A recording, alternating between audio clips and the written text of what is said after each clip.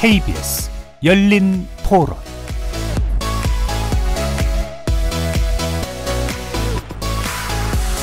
안녕하십니까. KBS 열린 토론 정준희입니다.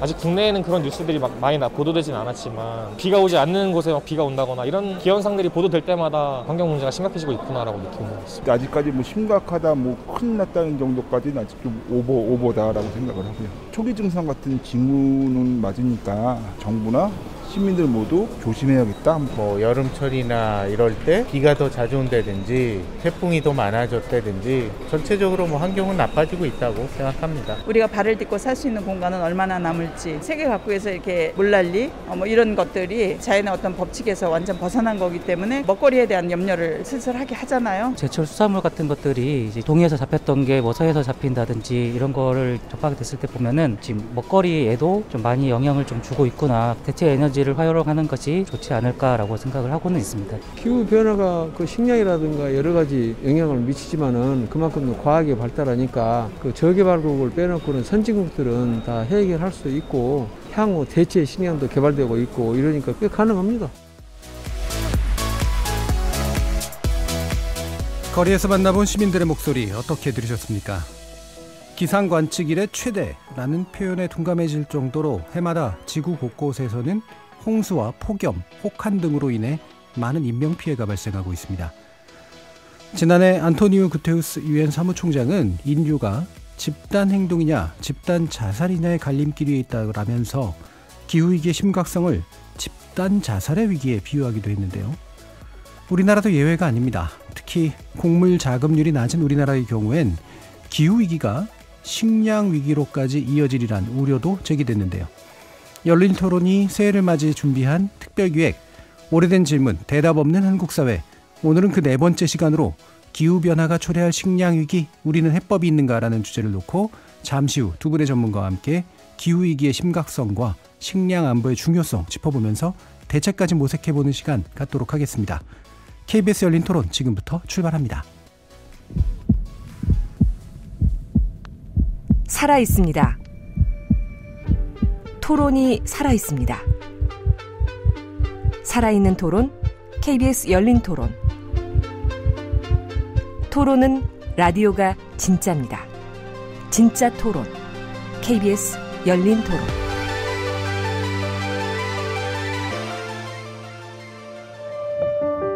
참사 일어났잖아요. 그러면은 일단은 사람 목숨이 더 중요한 건데 그거에 대해서 조금이나마 진정성 있게 예상하지 못하게 일기예보와도 너무 전혀 틀리게 금세 남녀 갈등이 아니라 어떤 뭐 기회 차별 때문에 된 거다라는 말이 제가 생각할 땐 더 맞는 것 같아요.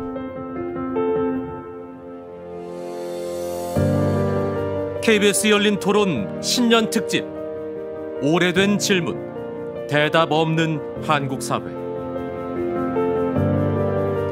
오늘 토론 함께해 주실 두 분의 전문가 소개해드리겠습니다. 식량위기 대한민국의 저자이신 남재작 한국정밀농업연구소 소장 나오셨습니다. 네, 안녕하세요. 국립기상과학원장을 역임하셨죠. 조천호 경희사이버대학 기후변화 특임교수 자리해 주셨습니다. 네, 반갑습니다. 자, 지금 본격적인 주제 논의하기 앞서서 남재작 소장님께서는 유엔 기후변화협약회의 한국정부 대표단 일도 하셨고요. 기후변화 전문가시잖아요. 근데 정밀농업이라는 또 표현도 재밌기도 하고요. 왜 농업에 왜 관심을 가지셨나? 또 책을 또 어떤 의미로 쓰신 건가? 한번 말씀 좀 부탁드려 볼게요. 제가 뭐 농업에 관심을 가진 게 아니고 제 첫 직장이 농촌진흥청의 국립농업과학원이었습니다. 예. 그래서 농업 분야 일을 하는데 사실 그 2006년쯤 때부터 기후변화 협약이 점점 중요해지면서 농진청에 이제 기후변화 협약 전문관이라는 제도가 생겼거든요. 제가 그 기후변화 정책 전문관을 하게 되면서 본격적으로 이제 기후변화 문제에 농업 분야 관점에서 기후변화 문제를 정부에서 다루기 시작했다 이렇게 보시면 되겠습니다. 예, 그러니까 애초에 농업 문제 전문가로 시작을 하셨고 네. 기후변화 문제까지 결합이 돼서 예, 그걸 농업의 관점에서 이제 접근하기 시작했다라는 건데요. 이 정밀농업이라는 게 뭡니까? 정밀농업이라는 거는 쉽게 얘기하면은 우리가 보통 이제 관행적으로는 경험에 의한 농업이 있지 않습니까?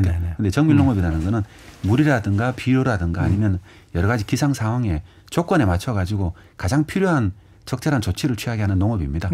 요즘은 거기에다가 좀 디지털 기술을 접목했는 걸 가지고 보통 일반적으로 스마트 농업이라고 그러기도 하죠. 예, 예. 네. 그러면 이른바 이제 천수답 농사가 아닌, 네. 그렇죠. 대단히 정밀하고 잘 계획된 그런 농사. 그렇죠. 자원을 최대한 효율적으로 사용. 자원이라는 게 항상 제한인자다 보니까 그걸 어떻게 더 효율적으로 활용해서 최대한 목적을 하는 농산물의 최대한 수량을 얻을 거냐. 그게 이제 정밀 농업이 추구하는 방향이고, 네, 그렇습니다. 네. 자, 그럼 조천호 교수님께도 여쭤볼 텐데, 최근 인터뷰하신 내용 중에 우리나라 기후 위기는 식량 위기로 올 거다라는 말씀을 해주셨어요. 그 식량 위기와 기후 위기 문제를 같이 얘기하긴 할 텐데, 이런 그 예언을 하신, 예측을 하신, 이런 이유가 뭘까로 좀 간단하게라도 먼저 들어볼까요?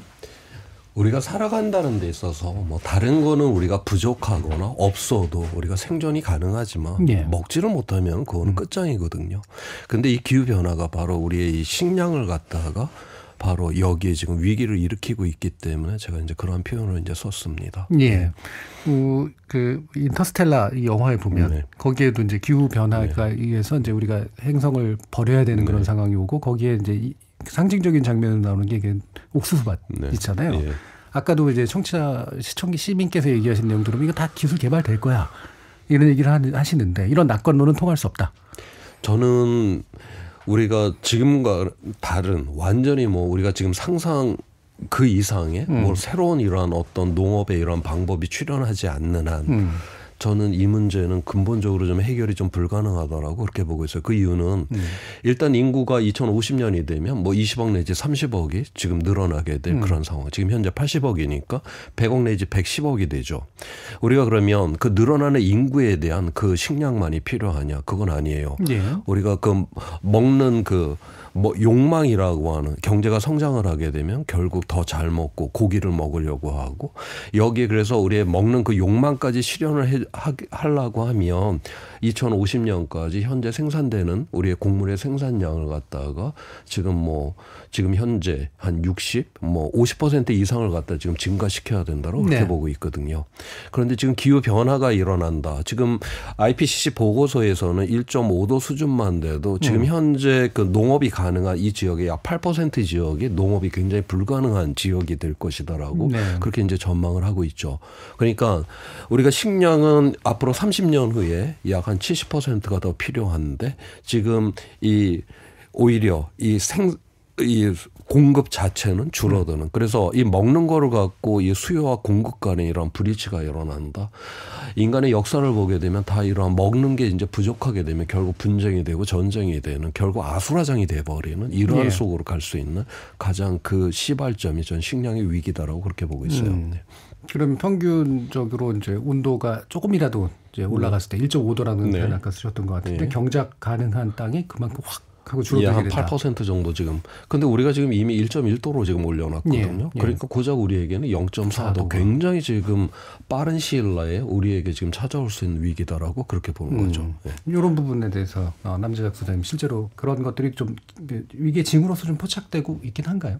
이미 이제 한 2010년대부터 네이처 같은 네이처 커뮤니케이션 논문에 나타났던 게 뭐냐 하면은 원래는 이 농업 기술이 발전하면서 종자라든가 아니면 기술이 발전하면서 식량 생산량은 계속 증가하고 있었거든요.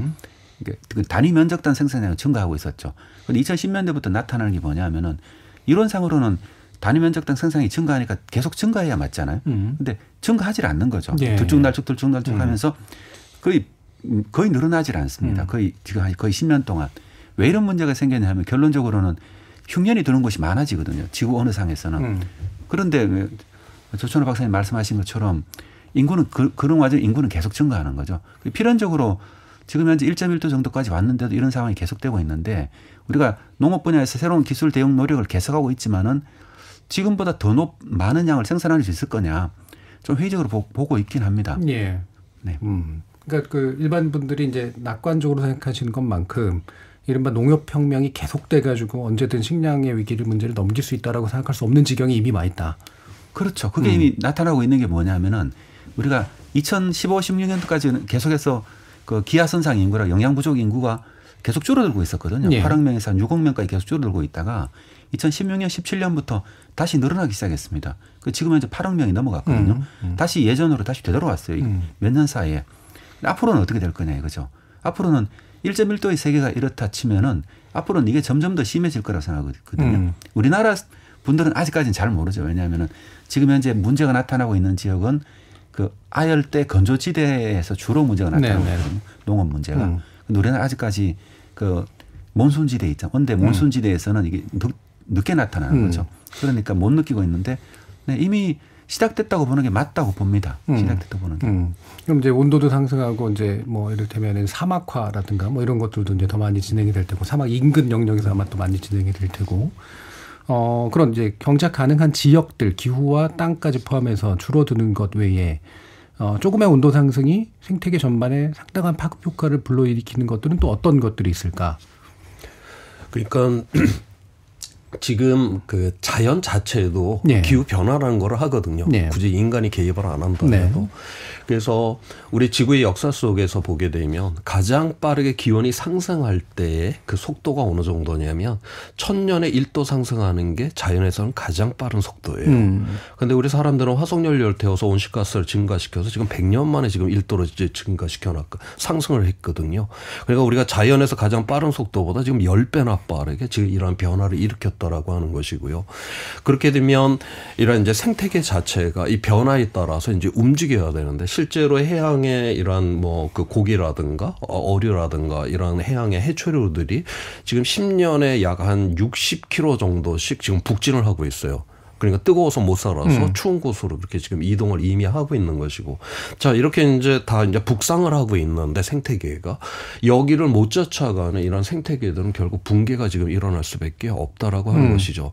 그다음에 또 하나 문제가 있는데 이렇게 이제 기후가 변화가 일어났다. 그러면 이런 이제 그 번식을 하는 데 있어서의 그런 문제들이 생겨요. 예. 그러니까 봄이 이제 일찍 찾아왔으니까 이제 꽃들이 이제 나무가 일찍 피게 되고 그다음에 그 알이 일찍 깨어나서 예. 이제 애벌레가 되고 그래서 그런데 그 애벌레가 이제 한참 곧 나왔을 때를 맞춰 갖고 철새가 그때 이제 날라와야 되는데 철새들은 원래대로 그 시간대로 오게 되니까 얘네들이 벌써 애벌레에서 나방이 돼서 다 날아가고 예. 이제 없는 그 상태에서 이제 철새들이 오게 되니까 대단히 산란이나 이제 번식에 이런 문제들이 생기면서 생태계가 왜곡이 되어버리는 이러한 그 생태적 위기들이 이미 지금 일어나고 있는 이런 상황이 있습니다. 네. 네. 그러니까 이런 작은 변화처럼 보이지만 그게 이제 파급 효과가 이제 쫙 하고 커지는 이른바 나비 효과라고 하는 거 이런 게 이제 생태계에서 일어나는 것으로 분명히 보이는데 살짝 옆에 얘기긴 합니다만 농업하고도 좀 관련이 있어서 꿀벌 실종 사건 가지고 저희들이 또 한번 다뤘었는데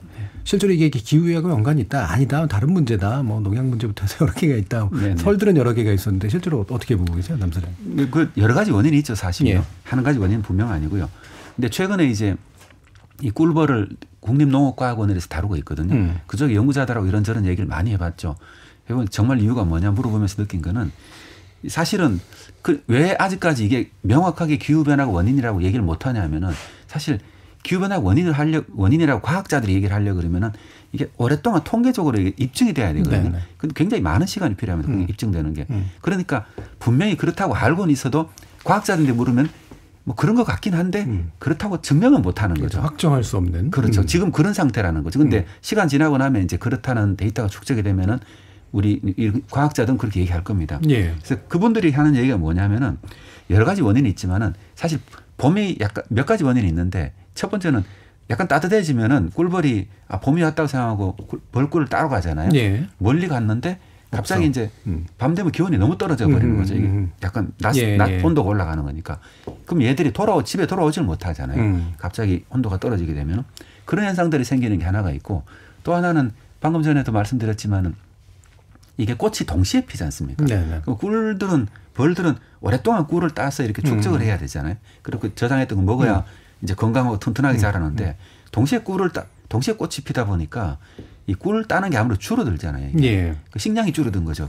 이렇게 넓혀서 따야 되는데 네네. 시간제대를 특정 시기만 이제 꽃이 한꺼번에 꽃이 동시에 피는 경향이 많아지니까 그러니까 얘들이 뭐라 그러지 약간 좀 영양실조에 약해지는 거죠.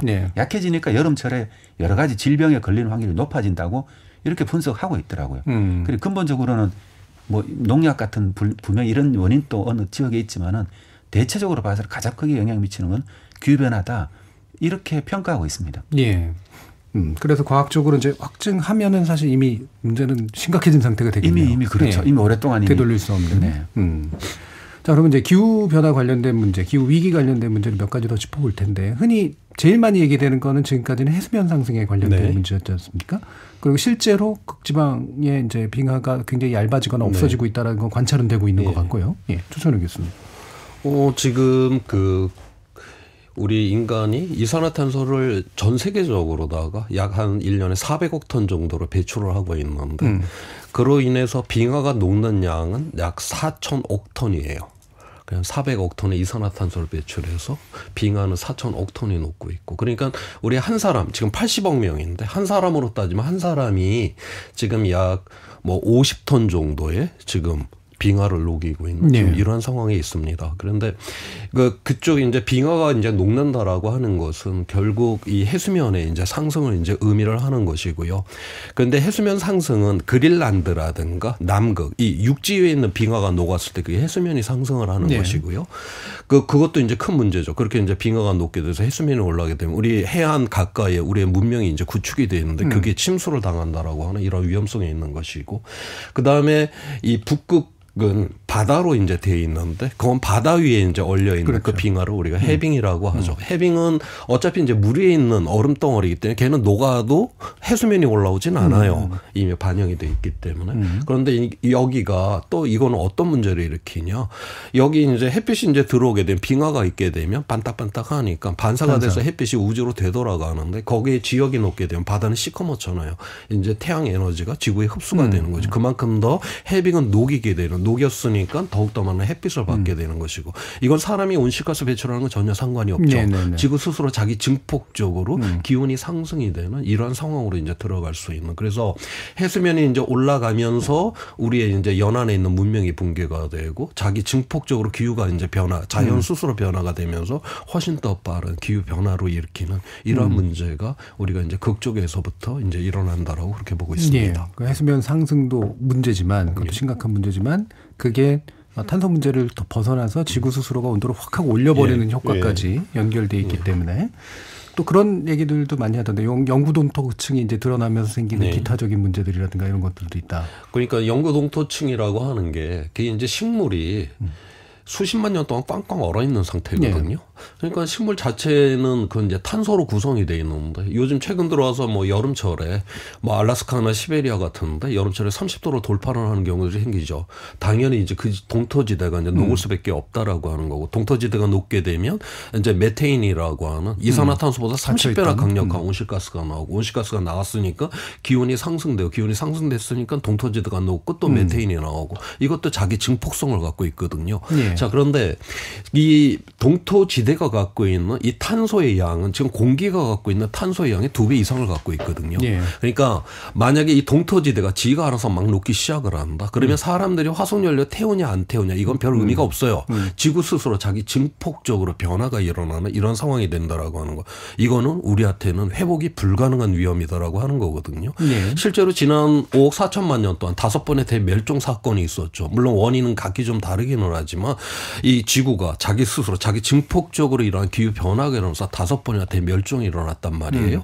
자, 그래서 우리가 이 지구라고 하는 것은 뭐 생명을 풍요롭게 만드는 것이다. 우리가 그렇게 배웠고 그렇게 알고 있지만 우리가 하나를 더 알아야 돼요.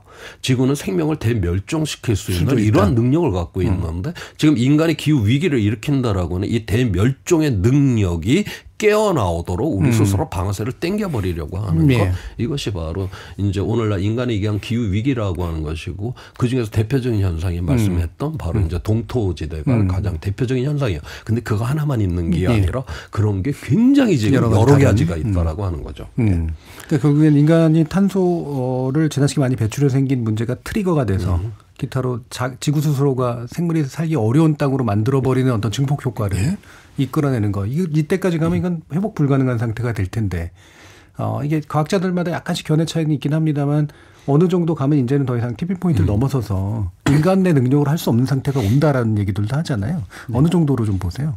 사실 과학자마다 의견이 다른 것 같아요. 이것도 뭐 1.5도시다, 2도시다 이런 얘기들이 있고, 아니면 그보다 훨씬 더 늦게 올 거다 이런 얘기들이 있죠. 사실 근데 이미 시작됐다는 분들도 존재하고 있고요. 그러니까요. 그래서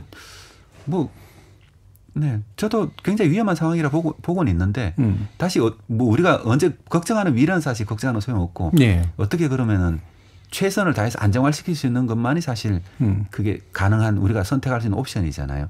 우리가 예를 들면은 이 지금 상태로 가게 되면 뭐 트리거가 뭐 1.5도가 될지 1.8도가 될지 2도가 될지 사실 모르지만은 어딘가에 분명히 이제 시작되는 시작점이 있을 거라고 보고 있는 거고 사실 그때까지 안 가게 하는 게 어떨 거냐가 중요한 거지.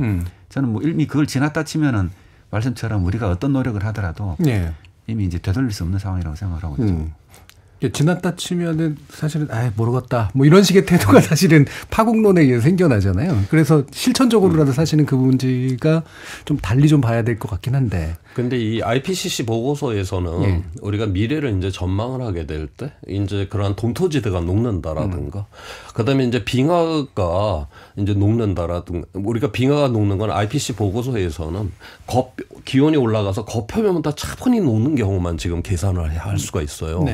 근데 빙하가 그렇게만 녹지는 않죠. 이게 깨질 수도 있는 거거든요. 불안정이 커져 갖고 우리가 사탕을 입안에 놓고 가만히 녹여 먹으면 오래오래 가지만 이제 깨트려 먹는 순간 그게 표면적인 늘어나는 순식간에 녹거든요. 분명히 지금 우리가 위성으로 지금 그린란드에 있는 빙하와 남극 빙하를 지금 관측을 하고 있는데 여기저기 지금 연안에 지금 금들이 지금 가고 있거든요. 그게 깨져서 바다에 들어왔다. 그렇게 되면 그건 순식간에 녹게 되는 것이고 그린란드의 빙하가 싹 다 녹게 되면 물이 한 6m, 7m 정도가 올라오게 되고 남극 빙하가 싹 다 녹게 되면 물이 60m까지 올라올 수가 있거든요. 지금 그런데 IPCC 보고서에서는 우리가 극단적으로 온실가스를 배출하는 경우 해수면이 1m 올라갈 것이다라고 그렇게 예측을 하고 있어요. 그건 겉표면부터 녹는 경우인데 자 그거는 과학자들의 계산 영역에 들어와 있어요. 그런데 동토지대라든가 빙하가 깨진다라든가 이건 급변론이거든요. 이거는 우리가 정량적으로 어느 정도 우리가 개연성으로 계산은 가능해도 실질적으로 이건 확실하다 그렇게 이야기는 못해요. 그러다 보니까 그런 부분은 지금 다 빼놓고 미래를 예측을 한 거거든요. 그래서 유엔에서 나오는 이 IPCC 보고서는 가장 보수적인 미래 전망이다라고 하는 거 그것만으로도 지금 대단히 위험한 것이고 그러면 그러한 급변론적인 이러한 이제 그 티핑 포인트라고는 되돌아올 수 없는 그러한 거는 언제쯤부터 일어나냐. 지금 IPCC 보고서에는 1.5도, 2도를 넘게 되면 그러한 개연성이 굉장히 큰 상태로 넘어 들어가게 된다. 그렇기 때문에 이제 1.5도, 2도에서 막아야만 한다라고 지금 그렇게 보고 있는 것입니다. 그러면 여기서 우리가 또 한번 이제 짚어야 될 게 속편한 소리거나 또는 뭐 시절 좋은 소리인지는 모르겠습니다만 음모론도 만만치가 않습니다. 물론 이제 제가 알기로는 과학 논문, 과학자 집단은 이미 이제 결론이 난 문제로 이제 알려져 있긴 합니다만 이게 이제 뭐 이른바 환경 파리하는 사람들에 의해서 그리고 심지어는 데이터 조작까지 있었다. 뭐 이러면서 이제 음모론들이 굉장히 세게 나오잖아요. 과학자들의 입장에서 이 음모론에 대해서 뭐라고 말씀하시고 싶으신가요? 사실 이게 10년 전에만 하더라도 예를 들면 10년 전에 제가 기후대나라는 책을 썼을 때 그때만 해도 사람들은 이게 농담을 했잖아요. 뭐 기후변화, 지구가 온난화된다는데 겨울에 왜 이리 추워 이런 식의 농담을 했는데 근데 10년 후에 돼가지고 요즘 딱 10년 지났는데 요즘 그런 농담하는 사람은 거의 없거든요. 그래서 또 농촌에 가서 농민들인데 예전에 가서 기후변화에 대해서 얘기를 하면은 사실 뭐 그게 뭐지 이런 얘기를 들었잖아요. 근데 요즘 어디 농촌에 강의를 가거나 하면은 기후변화나 뭐 탄소 중립 얘기를 하면 농민분들이 다들 그 걱정을 하고 계세요. 이미 느끼고. 이미 이 농사를 짓는 분들은 뭐가 달라진지 미세한 변화를 다 알 수가 있잖아요. 그래서 저도 그런 음모론이 그런 그 기후변화가 사기다 이런 음모론이 있잖아요. 그런 음모론이 영원히 사라질 거라 생각지는 않거든요. 아마 이 지구가 무너지는 마지막 순간에도 그런 음모론은 계속 있을 거라 생각을 하는데 그렇다고 하더라도 과학적 사실이 달라지는 건 없고 말씀하셨듯이 사실 우리가 과학자들이 하는 얘기는 가장 보수적으로 이 꿀벌 얘기도 했었지만은 데이터로 증명되는 것만 얘기를 할 수가 있잖아요. 그렇지 않은 거는 그냥 뭐 그 가정이라고 단서를 달고 얘기를 하고 있고 우리가 과학이라고 하는 이 자체가 시작하는 그 단계에서 어떤 면에서 이 권위에 의해서 절대적인 거로다가 해석이 되었던 이런 이제 그 천동설을 갖다가 증거에 의해서 무너뜨리면서 지동설이 등장을 하면서 우리 근대 과학이라고 하는 게 시작이 됐잖아요. 그래서 오늘날 우리가 과학이라고 하면 과학은 정답을 이야기를 하고 절대 진리를 이야기한다라고 보질 않아요. 이 과학이라고 하는 물질의 세계를 하나의 이해하는 방법이다라고 보거든요. 그래서 증거가 있어야 되고 합리적인 설명이 있어야 되고 그다음에 검증을 이제 해야 된다라고 하는. 우리가 검증을 해야 된다. 왜? 이건 인간이 만든 세계이기, 이해를 한 세계이기 때문에 틀릴 수가 있는 부분이 있다라고 하는 거죠. 그래서 끊임없이 검증을 한다라고 하는 거, 그건 틀릴 수 있다라고 하는 걸 가정을 해요. 그래서 기본적으로 그러한 시스템을 통해서 우리가 이해를 한 그것에 아직까지는 이 기후 변화와 관련돼서 수많은 이 부정론의 여러 가지 설명들이 엄청나게 많았습니다. 과학적 증거에서 그거는 다 하나도 타당하지 않다라는 게 이미 다 증명이 다 돼버린 거예요. 예.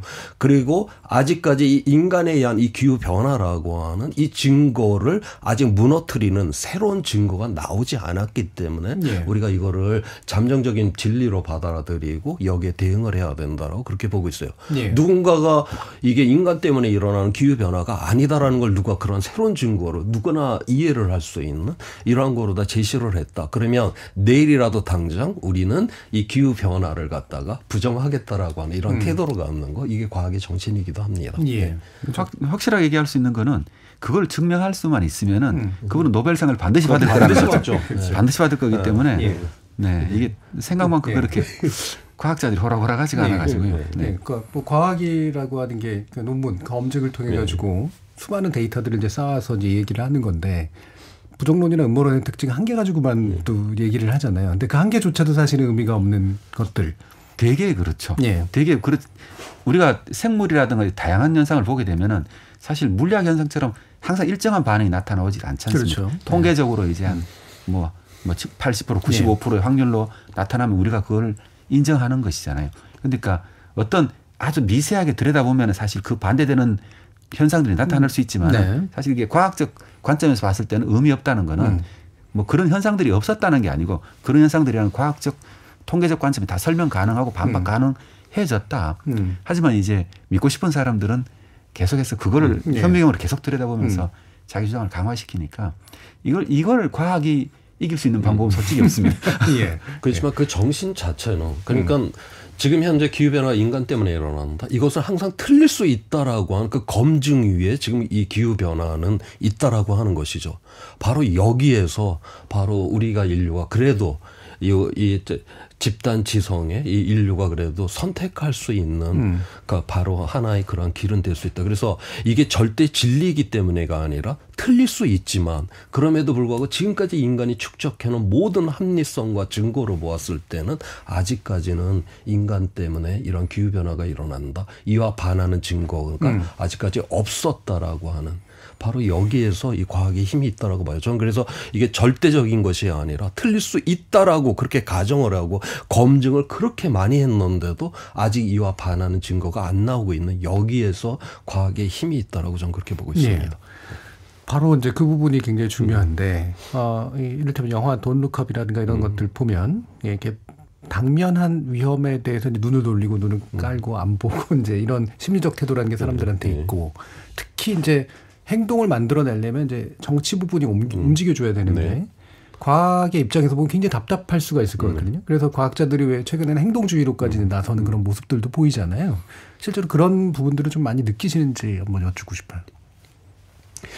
이 기후변화라고 하는 거는 인류에게 닥쳐온 위험으로서는 굉장히 좀 질적으로 다른 측면이 하나가 있는데 그게 바로 당장 눈앞에 보이지 않는 위험이다라고 하는 거죠. 그런데 우리 인류는 지금까지 눈에 보이는 위험에 대해서는 굉장히 그걸 즉각적 반응도 하고 잘 그거를 대응도 해낸 가장 대표적인 예가 미세먼지예요. 솔직히 이 미세먼지와 이 기후 위기를 같이 될 수 있는 그 위험이 아닙니다. 네. 위험의 정도로 치면. 정도로 치면. 그러니까 뭐 미세먼지의 위험은 뭐 동네 깡패 위험이다라고 하면 이 기후 위기는 도심 한복판에 터지는 이거 원자탄을 의미를 하는 거거든요. 동네 깡패 위험은 우리가 경찰을 통해서 이건 통제가 가능한 위험이죠. 그런데 원자탄이 터졌다. 이건 통제 불가능한 그런 이제 위험성. 그럼에도 불구하고 우리가 이 미세먼지는 굉장히 즉각적인 반응을 보이죠. 왜냐하면 누리끼리한 저 공기를 보는 것이고 그것이 내 폐 속으로 들어가고 우리 아이들의 폐 속에 들어간다. 거기에 대해서 그래서 즉각적인 조치를 취해야 된다라고 하는 이게 되는데 기후위기는 우리 눈앞에 보이지 않는 이 위험. 이거는 우리가 인식을 통해서 이해를 해야 되는 거고 그걸 통해서 또한 미리 이걸 파악을 해야 된다. 이러한 측면에서 굉장히 인류에게는 새로운 이제 저는 도전이다라고 그렇게 보고 있어요. 만약에 이러한 새로운 도전을 우리가 성공을 했다. 다시 말해서 우리가 이 기후위기 대응에 우리 인류가 성공을 했다. 그러면 우리 인류는 드디어 이제는 보이지 않는 위험도 미리 인식을 하게 되는, 인식을 통해서 해결하는 존재가 되었다. 저는 인류사적으로 굉장히 지금 의미 있는 이러한 갈림길에 또한 우리가 있다. 이 위험이 아니라 바로 도약을 하게 되면 정말 새로운 인류다 된다라고 하는 또 그런 기대도 있어요. 예. 그러니까 비가시적 위험에 대해서 우리가 드디어 이제 뭔가 인지하고 대응할 수 있었으면 어떠세요? 저는 약간 좀 비관적으로 보는 건데요. 예를 들면 세계 각국이 다 민주주의 정책을 채택하고 있는데, 그렇죠. 민주주의 채택하고 있는데 사실 기후변화 대응이라는 게 이게 탄소를 줄인다는 게 우리 경제 활동 자체를 완전히 바꾼다는 걸 의미하고 있거든요. 그런데 그 바꾸는 과정에서 새로운 일자리가 만들어지거나 아니면은 새로운 성장이 만들어져야 되는데 사실 초기 단계 일정 부분 동안은 이게 경제 침체가 있을 수밖에 없거든요. 그리고 이 과정을 어떤 정치 제도가 이거를 감당할 수 있을 거냐. 사실 이것 때문에 이게 수많은 이런 굴곡들이 있어 왔잖아요. 한번 이렇게 2020년, 21년도에 탄소 중립 전 세계적으로 바람이 확 불었다가 요즘은 갑자기 또 훅 꺼져가지고 다시 비관론이 다시 이제 팽배하고 있고 이런 것들이 보고 있으면은 저도 기후변화라는 거를 좀 우리가 극복할 수 있다고 현실적으로 항상 말해왔는데 뭐 그거는 그거고 이렇게 조 교수님 말씀하신 것처럼 그런 거에 대해서 희망을 가지고 노력해야 되겠지만은 한 측면에서는 다른 상황도 가정을 해야 된다. 왜냐하면 이게 우리 한 나라가 노력한다고 해서 되는 문제가 아니잖아요. 그리고 또 미국 한 나라가 미국 정도가 되면 될 수 있는데 뭐 우리 노력의 한계를 벗어나는 범위다 보니까 이 문제가 쉽지는 않은 건 분명한 것 같습니다. 이게 미국이랑 유럽이 이렇게 노력을 해오다가 또 중국도 나름대로 반응을 하다가 최근에는 뭐 신냉전이다 뭐다 또 전쟁이다 뭐다 하면서 갑자기 또 편가르게 되고 이러면서 확실히 국제 분위기도 좀 바뀐 것 같아요. 국제 분위기 자체는 우리가 이제 뭐 유엔이라고 하는 그 차원에서 보았을 때는 뭐 기후 위기를 대응을 해야 된다. 여기에 대해서는 뭐 공감대는 다 형성이 되겠죠. 그런데 실질적으로 그러면 이게 위험하다라는 걸 우리가 인식을 했으면 당장 이제 행동을 해야 되는데 그 행동 이제 거기에 있어서는 굉장히 좀 느리고 둔하게 느리게. 그러니까 1998년도에 교토 의정서를 맺었을 때는 그때는 선진국들만 온실가스를 줄이는 거로 그렇게 했었죠. 그다음에 2015년에 이제 파리 기후 협약을 맺을 때에는 그때는 선진국이 아니라 전 세계 모든 나라가 이제 자기가 뭐 조금밖에 배출하지 않은 나라는 조금만 줄이고 많이 배출하는 나라 많이 줄이고 각자의 책임성에 따라서 이제 줄여야 된다. 그런 약속들을 했죠. 파리 기후 협약. 그렇지만 그건 강제 조항은 아니었어요. 그냥 자발적으로 이제 줄이라고 하는 이러한 조항이었고 지금 아직까지도 굉장히 이 위기성에 비해서는 이건 강제로다가 좀 이렇게 해야 되는데 아직 그러한 협약을 맺기에는 아직 국제적인 이러한 힘들이 거기까지는 지금 가지 못하고 있는 이러한 상황이다라고 볼 수가 있습니다. 그런데 이 위기가 이제 점점 이건 시간이 지나면 지날수록 이 기후 위기가 빨라지고 강해지고 명백해지고 있기 때문에 분명한 거는 이 국제적으로다가 훨씬 더 강제력이 강력한 것들이 맺어질 수밖에 없는 물론 그런 추세는 지금 갖고는 있기 때문에 그래서 다음번에 새로운 이런 기후 변화의 협약이 맺어지게 되면 어찌됐든 이러한 강제 조항은 들어갈 수밖에 없을 거다라고 지금 그렇게 전망을 하고 있어요. 뭔가 이제 강제력을 가진 그리고 글로벌하게 참여하는 이제 그런 새로운 종류의 협약이 굉장히 필요할 것 같은데 이 과정에서 이제 흔히 나서는 문제가 이제 그 개발동산국과 선진국 또는 후진국과 선진국 사이의 이제 격차하고 차이잖아요. 니들이 다 이렇게 만들어 놓고 이제 막 우리도 좀 탄소 써가면서 만들어가면서 해보려고 그랬더니 왜 우리를 사다리 차게 하느냐. 결국엔 이거를 문제를 해결하지 않으면 글로벌한 이제 어떤 체제를 만들기가 굉장히 어려울 것 같은데 어떤 부분을 좀 중요하게 보고 계세요? 뭐 대부분 실제로 온실가스 통계를 보면은 여전히 대부분은 선진국들이 배출하고 있거든요. 일부 중국과 인도가 이제 들어가 있긴 하지만은 그래서 뭐 현재로서는 뭐 그런 나라들이 앞장서야 되는 게 분명한 것 같고요. 일단은 선진국들이. 그리고 근본적으로는 선진국들이 유럽은 확실하게 이제 방향을 정했다고 할 수 있지만 결론적으로는 제가 고민하고 있는 건 미국과 중국 간의 경쟁이지 않습니까? 그러니까 제가 볼 때는 어느 나라든 간에 기후 위기를 극복할 거냐 이게 두 가지 있잖아요. 두 가지 기후 위기를 극복할래 아니면은 미국 같으면은 중국인데 패권을 내줄 이 두 가지를 놓고는 어떤 걸 선택할 거냐. 저는 항상 보면은 기후 위기는 그 우선순위가 물릴 거라 생각하거든요. 이런 게 계속되는 한은 사실은 합의를 이루기가 쉽지 않았을 거다. 97년 교토 의정서가 채택 나온 이후에 원래는 뭐죠? 그때 교토 체제가 일찍 끝났어야 됐었잖아요. 2001년도에 그죠? 하지만 그게 계속 밀려가 2015년 파리 협약까지 갔었잖아요. 거의 이게 10년 이상 밀렸거든요. 그럼 다음에 이제 겨우 파리 협약이 이제 겨우 이제 시작이 됐었는데 그럼 다음 협약은 언제 채택될 거냐? 그런 강제 조항은 이게 빨라도 또 10년은 훨씬 더 걸릴 것 같다는 생각을 할 수밖에 없잖아요. 지금 이런 추세를 보고 있으면은. 근데 이미 한 10년쯤 더 지났을 때 이미 기후가 네. 1.5도씨 정도 올라갈 거라고 예상을 하고 있잖아요. 그죠? 그러면은 그러니까요. 그리고 우리가 희망적으로 생각해서 모든 게 희망 회로를 돌리더라도 1.5도까지는 우리가 받아들여야 되는 현실일 수밖에 없다.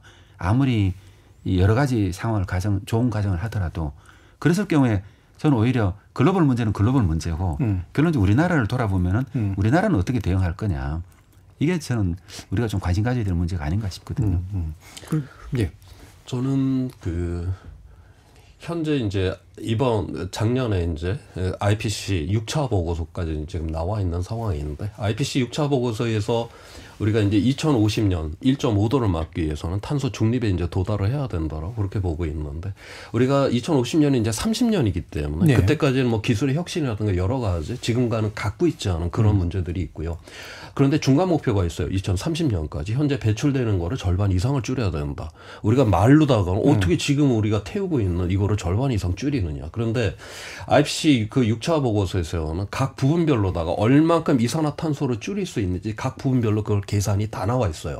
그다음에 그 2030년이면 그건 백지에서 가야 되는 기술이 아니거든요. 현재 우리가 갖고 있는 기술을 갖고 지금 가는 거를 의미를 하는 거거든요. 그래서 그 가격까지 다 나와 있어요. 그 비용까지. 그래서 이게 투자 대비 뭐 이익을 볼 것이냐 아니면 비용이 너무나 많이 들 것이냐. 그래서 현재 우리가 갖고 있는 이 기술력만 갖고서 이거 추세선으로 봤을 때 2030년까지 절반 이상을 훨씬 더 많이 줄일 수가 있다라고 네. IPCC는 그렇게 보고 있다라고 하는 거죠. 다시 말해서 과학 기술은 우리가 이 기후 위기를 막을 수 있다라고 보는 것이고 결국 이제 정치 사회적으로 우리가 그러한 세상을 선택할 것이냐라고 하는 것이고요. 거기에서 이 국제 무대에서 뭐 이제 그렇게 많이 배출한 잘 사는 나라와 이제 적게 배출한 이제 잘 살지 못하는 나라 간의 그런 충돌. 거기서 이제 이 손실과 피해라고 하는 것인데 지금 보게 되면 이 손실과 이 피해라고 하는 기후 위기로 인한 피해가 주로 어디에서 다 일어나냐? 바로 이제 이런 가난한 나라에서 대부분이 다 일어나잖아요. 파키스탄에 뭐 홍수가 나서 나라가 3분의 1이 잠기고 해수면이 올라오니까 저지대 국가인 방글라데시에 뭐 바닷물이 들어가서 농토를 다 못 쓰게 된다라든가 이런 섬나라들이 이제 침수를 당하는 그래서 나라가 없어지려고 하는 어떤 면에서 온실가스 배출과는 전혀 상관없는 나라들이 이런 피해 독박을 써버리는 이러한 구조들. 결국 여기에서 지금 이제 유엔에서는 이제 이 손실과 피해를 갖고 대단한 충돌이 있어요. 그 충돌이 뭐냐면 이 가난한 나라들은 내가 배출도 하지를 않았는데 이런 피해를 본다. 그러니까 네 잘 사는 나라들이 여기에 대해서 배상을 해라. 예. 이 배상을 제시를 하는 거고 잘 사는 나라들은 니들이 보니까 너무나 많은 피해를 보내. 참 안 됐다. 우리는 인류애적으로는 이런 따뜻한 마음을 갖고 있으니까 우리는 원조로 해줄게. 배상과 원조라고 하는 이런 네. 충돌이 지금 일어나고 있는 이런 상황이거든요. 그래서 이 문제들이 굉장히 지금 해결이 잘 나지가 않고 있어요. 그래서 저는 궁극적으로 우리 인류가 이건 어떤 면에서 정의의 문제 아니에요. 우리가 이 정의를 갖다가 인류가 어떻게 합의를 이루어내느냐 여기에 인류의 생존의 미래가 있다. 저는 그렇게 보고 있어요. 예. 저는 오히려 한마디 좀 거들고 싶은 게 오히려 사실 피해를 나는 나라가 역설적으로 개도국들이잖아요. 예. 그 선진국들은 왜 선진국이냐면 이게 기후대가 좋은 나라에 좋은 곳에 분포하고 그렇죠. 있어가지고 네. 기후 변화가 어느 정도 되더라도 마지막까지 살아남을 국가들이 또 선진국들이거든요.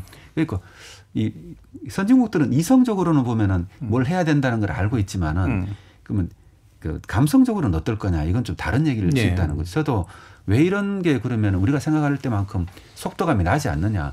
만약 이런 기후변화의 직접적인 피해들이 선진국에서 막 나타났다 치면은 사실은 지금보다 훨씬 더 빨랐을 거라 생각하고 있거든요. 네. 안타깝게도 항상 개도국이 문제고 또 역설적으로 또 이런 문제가 생길 때마다 선진국들은 또 이렇게 원조라든가 다른 걸 통해 가지고 이 뭐라 그러죠?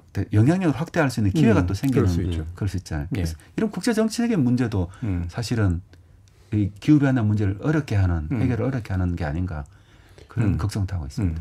그래서 지금 그 이제 원조의 개념으로다가 이건 어느 정도 다 지금 합의가 돼 있는 거예요. 잘 사는 나라들이 1년에 1,000억 달러를 그거를 모아서 제3세계에 이제 지원을 해야 된다라고 하는 거. 왜냐면은 그러한 지원이 없다라고 하면 뭐 이제 그 가난한 나라가 뭐 그 옆에 석탄도 많고 이래서 석탄 발전소 하나 지려고 하는데 만약 기후 변화 이거를 대응한다면 지면 안 되잖아요. 그럼 그 대신에 이제 태양광이나 풍력 단지를 이제 만들어 줘야 되고 이제 그러한 것. 그래서 이제 그 대신에 이제 그러한 것들이 들어가게 되는데 그것조차도 새로운 신민주의의 이러한 형태다라고 저는 그렇게 보고 있어요. 그 1,000억 달러가 결국은 누구의 기술이 들어가냐라고 하는 거죠. 그런 재생에너지 그런 기반. 그다음에 이거는 간헐적으로 분산적으로 에너지가 들어오다 보니까 굉장히 그 분산망이라고 하는 굉장히 새로운 전력망을 이제 깔아야 돼. 굉장히 고난이도의 이런 기술들이 들어가는. 결국 그런 새로운 기술들로다가 새롭게 종속이 돼버리는. 실질적으로 이 유럽 같은 경우는 북아프리카 저 지역에 저 사막 지역이 굉장히 관심이 많아요. 저 지역에서 태양광만 쭉 깔아놔도 유럽이 쓰고 있는 에너지를 다 공급받을 수가 있거든요. 네. 그거를 갖다가 결국 그렇게 이제 그런 기술을 놓다가 그렇게 깔렸을 경우 결국 그 이익은 물론 그 투자는 다 이제 그런 선진국이 돈을 대서 원조를 통해서 하게 되지만 이익은 결국 선진국으로 갈 수밖에 없다라고. 그래서 오늘날의 이 기후위기 대응이라고 하는 게 보면 굉장히 뭐 인류사적인 인류애적인 이러한 측면에서 우리가 이제 가난한 나라를 지원해야 된다 뭐 이런 이야기를 하지만 그 안에는 굉장히 이런 경제적 이익에 그다음에 새로운 어떤 헤게모니의 이런 장악이라고 하는 이러한 측면들도 지금 같이 지금 흘러가고 있는 그런 상황이 있습니다. 예. 자, 지금 일부 논의를 통해서요. 기후위기의 현실들을 좀 구체적으로 짚어보고 왜 이 글로벌한 대응이 필요한 시기에 잘 안 되고 있는가라는 문제로 좀 이야기 나눠봤는데요.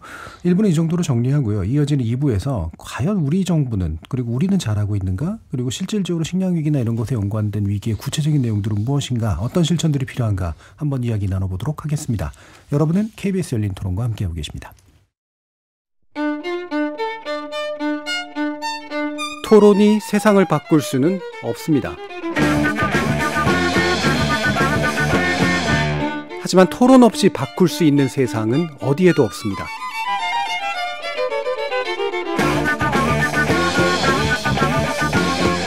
세상의 선한 변화를 갈망하는 당신.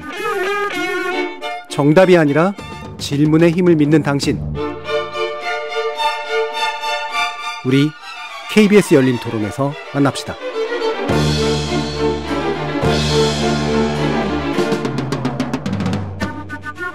KBS 열린 토론 신년 특별기획 오래된 질문 대답 없는 한국사회 제4편 기후변화가 초래할 식량위기 우리는 해법이 있는가. 조천호 경희사이버대학 기후변화 특임교수, 남재작 한국정밀농업연구소 소장 이렇게 두 분의 전문가와 함께하고 있습니다. 자, 원래는 1부 끝마무리에 하려고 했는데 2부 이야기를 하기 위해서 이걸 처음 시작하는 게 좋을 것 같은데요. 우리 정부도 이제 정부에 따라 성격에 따라서 또 분위기가 확확 바뀌는 그런 좀 특성들이 좀 있어서 지금까지 우리는 어느 정도 해왔고 지금 현재 어디에 좀 도달해 와 있는지를 좀 평가를 일단 먼저 좀 하면서 시작해보고 싶습니다. 남재작 소장님 어떠세요? 네, 사실 뭐 이번 정부뿐만 아니고 우리나라가 기후변화에 대해서 적극적이었느냐 네. 그런 나라는 아니었거든요. 네네네. 항상 이제 선진국의 보조를 맞춰서 따라가는 입장이었죠. 따라가는 입장이었고 그래서 이제 전 세계적으로 탄소 중립을 하니까 우리나라도 따라서 탄소 중립을 했고 또 에너지 전환을 하니까 에너지 전환을 하고 있죠. 사실 우리나라가 이제 택할 수 있는 가장 좋은 전략이라고 생각을 하고 있거든요. 근데 이제 시민단체 입장에서 보는 것하고 또 정부 입장에도 저는 확실히 다르다고 생각을 하고 있습니다. 왜냐하면 시민단체 입장에서는 전 세계적으로 이게 글로벌 문제니까 빨리 좀 우리나라가 앞장서서 갔으면 좋겠다 싶은 생각이 확실하게 있는 것 같아요. 일반 국민들도 그렇게 생각하시는 분들이 많고 하지만 정부 입장에서는 사실은 우리나라가 이게 문제가 단순히 에너지를 줄인다는 거는 에너지를 바꾼다는 거는 산업 구조가 바뀐다는 걸 의미하는데 우리나라의 산업 구조가 이게 화석 에너지 기반으로 굉장히 뭡니까 중화학 공업이 중심으로 되어 있다 보니까 중심에 네. 이게 속도를 사실 내기가 굉장히 어려운 구조인 거죠. 또 우리나라가 수출 산업 중심이다 보니까 해외에서 그런 산업들이 같이 발전을 해줘야 이제 우리나라가 따라서 산업 구조가 바뀌어갈 수가 있는데 이런 부분에 있어 가지고 정권이 바뀔 때마다 확실하게 관점이 많이 다른 것 같습니다. 그래서 이전 정부에도 사실은 뭐 기후 탄소 중립을 선언하고 했었지만은 기후변화 대응에 그렇게 열심이었다고 현실적인 문제를 바꿔나가는 데는 예, 그랬다고 생각지는 않거든요. 이거는 우리나라가 가지고 산업이 가지고 있는 한계였다고 생각하고 있고요. 그런데 이번 정부 와서는 아마도 많은 원전 정책이나 이런 것에서 이제 약간 좀 후퇴했다 이런 의견들도 많이 나오고 있고 사실은 2030년대에 그러면은 40%까지 정도까지 줄이기로 했는데 뭐 7년 정도밖에 안 남았잖아요. 과연 그걸 줄일 수 있느냐, 약속을 지킬 수 있는 이런 문제에 있어 가지고도 사실 좀 우려스러운 얘기가 좀 많이 나오고 있는 것 같습니다. 그렇지만은 생각보다는 그래도 녹색위원장을 맡으신 그 위원장께서 상당히 좀 이렇게 뭐 이 중심을 그래도 맞추고 있다고 생각해가지고 그래도 좀 우려보다는 좀 잘 가고 있다고 이렇게 생각을 하고 있습니다. 예. 그러니까 기본적으로 우리나라 산업 구조가 가지고 있는 특성상 약간 좀 미진할 수밖에 없는 측면이 있는데 이번 정부 들어서 그게 좀 더 미진해지는 거 아니냐 싶지만 그래도 이제 준책을 맡으신 분의 입장이나 이런 것들은 좀 비교적 괜찮은 편이다. 우려보다는 저는 좋다고 생각을 하는데 또 관점들이 보는 관점이 많이 다를 것 같습니다. 예. 저는 관점이 좀 달라요.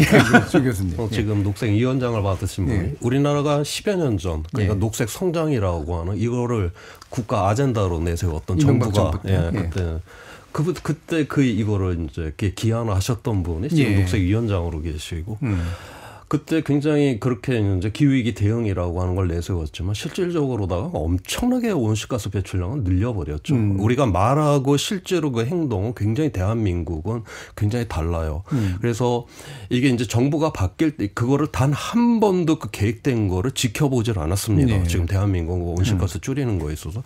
전 그러다 보니까 정부가 바뀔 때마다 그 계획 목표량이 다 달라지게 되었죠. 그래서 우리는 계획을 바꾸는 일만 열심히 했어요. 실질적으로다 온실가스 배출량을 계속 늘려왔고. 자, 그러다 보니까 우리가 뭐 이제 그 국제적으로다 기후 악당이라는 이런 소리까지 이제 들어야 되는. 지금 우리나라 정도 되는 나라, 그 경제력이 되는 나라들이 대부분 거의 늘리지를 않고 늘어도 굉장히 조금만 늘렸고 대부분이 또 많이들 줄였습니다. 지난 20년 동안에. 그런데 우리는 지금 중국, 인도와 함께 지난 20년 동안 엄청나게 늘려놓은 그러한 나라에 지금 속하고 있거든요.